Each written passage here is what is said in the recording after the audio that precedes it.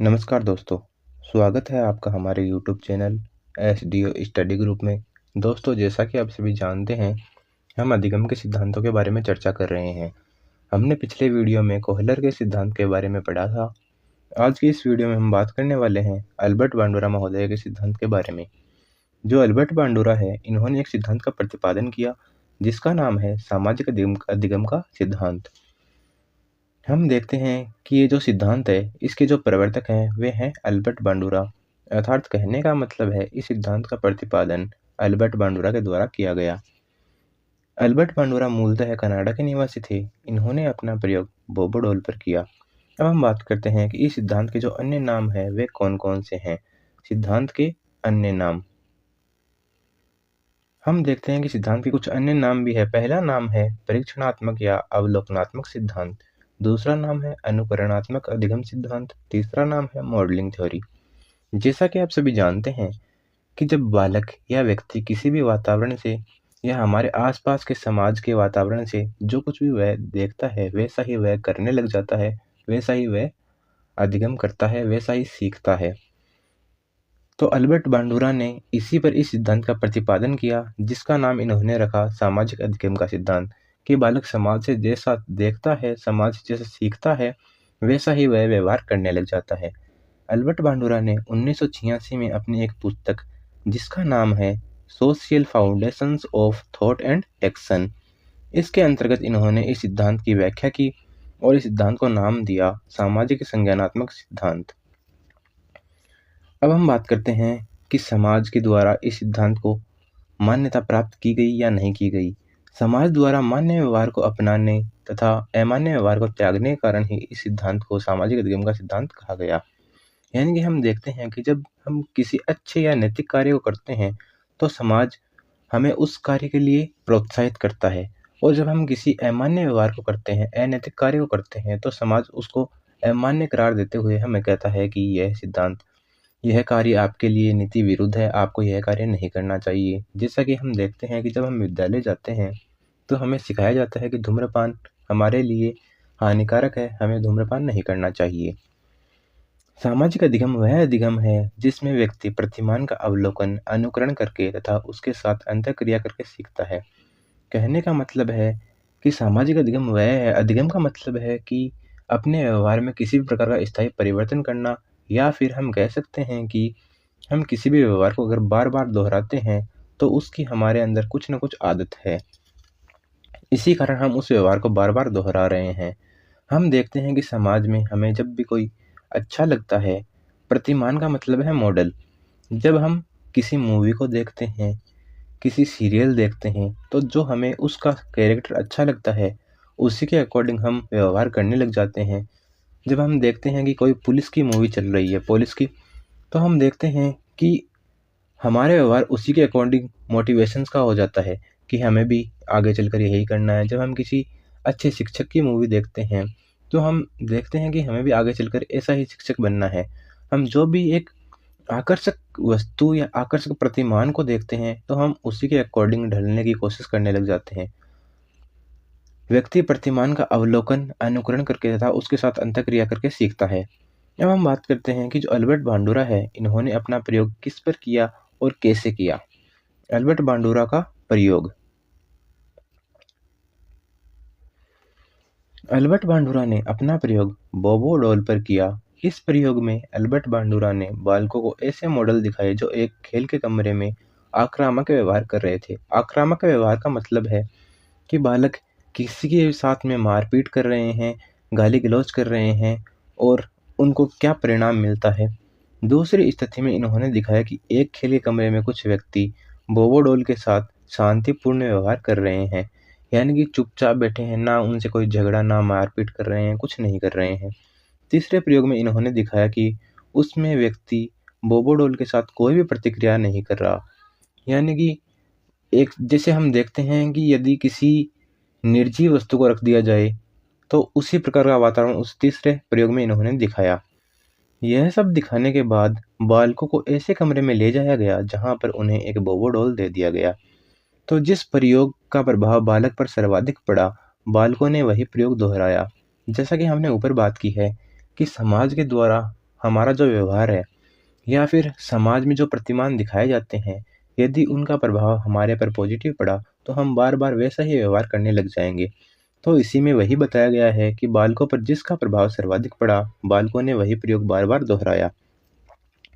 कई बालक उनमें से ऐसे भी थे जिन्होंने डोल के साथ लातों, घूंसों का प्रयोग करना शुरू कर दिया तथा उनमें से कुछ बालक ऐसे भी थे जिन्होंने बोबो डोल पर हथौड़े का प्रयोग करना शुरू कर दिया। इन सभी घटनाओं का वैज्ञानिक अल्बर्ट बांडुरा ने अवलोकन किया और पाया कि जिस घटना का प्रभाव बालकों पर सर्वाधिक पड़ा, बालकों ने उसी को दोहराया। कहने का मतलब है कि जो व्यवहार आकर्षक और जिसका प्रभाव सर्वाधिक पड़ता है, हम उसी प्रभाव को बार-बार दोहराने लग जाते हैं और अपने व्यवहार में स्थायी परिवर्तन करके उस व्यवहार को स्थायी कर लेते हैं। हमारे जीवन में प्रतिदिन अनेक प्रतिमान आते हैं। प्रतिमान का मतलब है मॉडल, जिनका हम अनुकरण करते हैं। यही स्थिति में बालक के सामने भी आती है। दूरदर्शन पर प्रदर्शित धारावाहिक के नायक को देखकर वह उसके व्यवहार को अपने मस्तिष्क में धारण करता है। अन्य लोग नायक के व्यवहार की प्रशंसा करते हैं, वह वैसे ही करने लगता है। यदि उसके व्यवहार की प्रशंसा की जाए तो वह उस व्यवहार को सीख लेता है। यानी कि जब बालक किसी भी धारावाहिक को देखता है और उसमें जो नायक है वह अपनी भूमिका अच्छे से प्ले कर रहा है, अच्छे से अदा कर रहा है, तो वह उसको देखकर कुछ उसकी नकल करने लग जाता है। और जब उसके आसपास के लोग जब वह नकल करता है तो उसको प्रोत्साहित करते हैं कि आप अच्छा कर रहे हैं, आप सही कर रहे हैं, तो वह उसको बार-बार दोहराने लग जाता है और वह अंत में उस व्यवहार को स्थायी रूप से ग्रहण कर लेता है। इस प्रकार अल्बर्ट बांडुरा ने समझाया कि बालक जो कुछ भी समाज में देखते हैं, वैसा ही अपने व्यवहार में परिवर्तन करते हैं। बालक मुख्यतः दो व्यक्तियों से सीखते हैं, पहला है अभिभावक, दूसरा है शिक्षक। यानी कि बालक बालक का जो बचपन है, उसका वह लगभग 70 से 80% भाग विद्यालय में बिताता है और 30 से 20% भाग वह घर में बिताता है। क्योंकि जब बालक विद्यालय में रहता है तो वह मित्र मंडली के साथ रहता है और उसके साथ कुछ ना कुछ सीखता है और अभिभावक के साथ रहने पर उसे कुछ ना कुछ सिखाया जाता है। तो मुख्यतः बालक दो ही व्यक्तियों से सीखता है, पहला है अभिभावक और दूसरा है शिक्षक। अल्बर्ट बांडुरा ने प्रतिरूपण की प्रक्रिया को 4 पदों में स्थापित किया है। प्रतिरूपण का मतलब है मॉडलिंग। यानी कि अल्बर्ट बांडुरा ने जो ये है पूरा सिद्धांत है, इसकी 4 अवस्थाएं विभाजित कर दी है। पहली अवस्था है अवधान या अटेंशन। अवधान या अटेंशन का मतलब है कि जो भी हमें दिखाया गया है वह आकर्षक होना चाहिए, वह रोचक होना चाहिए और वह कुछ कहीं न कहीं सफल होना चाहिए, ताकि हम उसको अच्छे से अपने दिमाग या मस्तिष्क में व्यवस्थित रूप से ग्रहण कर सकें। दूसरा है धारण करना। जब व्यक्ति को आकर्षक वस्तु दिखाई जाएगी तो वह उसको अपने मस्तिष्क में धारण कर लेगा और स्थायी रूप से उसको ग्रहण कर लेगा। तीसरा है पुनः प्रस्तुतिकरण। व्यक्ति द्वारा सीखे गए व्यवहारों का पुनः प्रस्तुतिकरण करना। यानी कि जैसा हमने ऊपर बात की है कि बालक जो व्यवहार उस धारावाहिक में देखता है, उसको वह दोबारा प्रस्तुत करता है। इसके बाद में यदि बालक को पुनर्बलन दिया जाता है कि आप अच्छा कर रहे हैं, तब वह उस व्यवहार को बार-बार दोहराता है।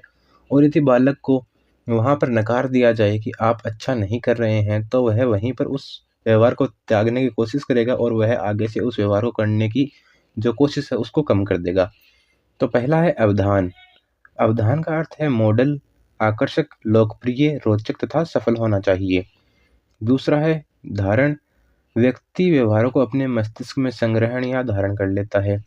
अगला है पुनः प्रस्तुतिकरण। पुनः प्रस्तुतिकरण का अर्थ है व्यक्ति द्वारा सीखे गए व्यवहारों का पुनः प्रस्तुतिकरण करना, यानी कि पुनः दोहराना। अंतिम और लास्ट है पुनर्बलन। पुनर्बलन का अर्थ है व्यवहार का पुनः प्रस्तुतिकरण करके व्यक्ति को सकारात्मक या नकारात्मक पुनर्बलन प्रदान करना चाहिए। कि बालक को कि यदि अच्छा कर रहा है तो उसे आगे प्रोत्साहित करना चाहिए और अगर यदि बुरा कर रहा है तो उसे नकारना चाहिए। अल्बर्ट बांडुरा का सामाजिक अधिगम सिद्धांत यह दर्शाता है कि सीखना केवल व्यवहार के प्रत्यक्ष परिणामों से नहीं बल्कि सामाजिक संदर्भों और प्रेक्षणीय अनुभवों से भी होता है। यानी कि यह केवल व्यवहार के प्रत्यक्ष परिणाम से नहीं बल्कि जो हम समाज में देखते हैं, अनुभव करते हैं, उनके द्वारा भी हम यह सिद्धांत ग्रहण कर सकते हैं। यह सिद्धांत शिक्षा, मनोविज्ञान और व्यक्तित्व विकास के क्षेत्र में अत्यंत उपयोगी है बांडुरा का सिद्धांत आज के डिजिटल युग में भी उतना प्रासंगिक है, क्योंकि बच्चे और युवा अब भी अपने आसपास और स्क्रीन पर दिखाए गए व्यवहारों से निरंतर सीखते रहते हैं। जैसा कि हम देखते हैं कि जितने भी विज्ञापन आते हैं, वो विज्ञापन इसलिए आते हैं ताकि हम उनके प्रति उत्साहित हो और उनकी जो उत्पाद किए गए जो प्रोडक्ट है, उनको अधिक से अधिक खरीदें और उनको अपने व्यवहार में लाएँ। अब हम बात करते हैं कि इस सिद्धांत का शिक्षा में क्या महत्व है। सिद्धांत का शिक्षा में महत्व है।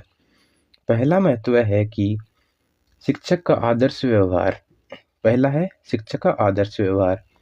शिक्षक को ऐसा आचरण रखना चाहिए जिससे बालक अनुकरण द्वारा ग्रहण कर सके, जैसे अनुशासन, आज्ञा पालन, समय पालन, सहयोग आदि।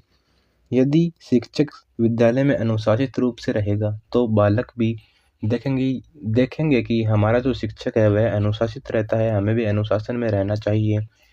दूसरी बात है कि जब बालक देखता है कि जो हमारे शिक्षक है, जब वही विद्यालय में समय पर नहीं आ रहे हैं तो मैं क्यों जाऊं, मैं भी 10 मिनट या 15 मिनट लेट चलूंगा।